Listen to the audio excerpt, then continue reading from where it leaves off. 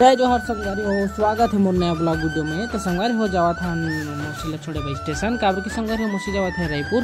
संगवारी नोनी देखिल बोले कैमरा में तो एकदम ले जाके नहीं देखो भैया ऐसे करके बोल दी संगवारी हो।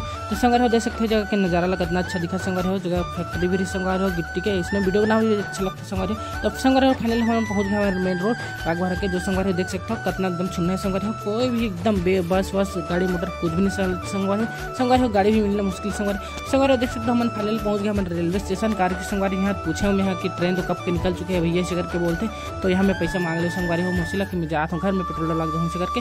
तो संगवारी में चल दो तो फिर फोन करके बोले संगवारी हो कि मतलब हमें ट्रेन से नहीं जाना है बस से जाना है ऐसे करके। संगवारी फिर मतलब बस चढ़ाया आए संगवारी देख सकते हो। संगवारी हो मैंने बस चढ़ गए यहाँ से संगवारी हम आ गए पेट्रोल पंप में। तो थोड़ा से वीडियो वगैरह बना लें संगवारी हो, काफ़ी भीड़ रही तक संगवारी हो मोर पारी भी नहीं आ रही थी।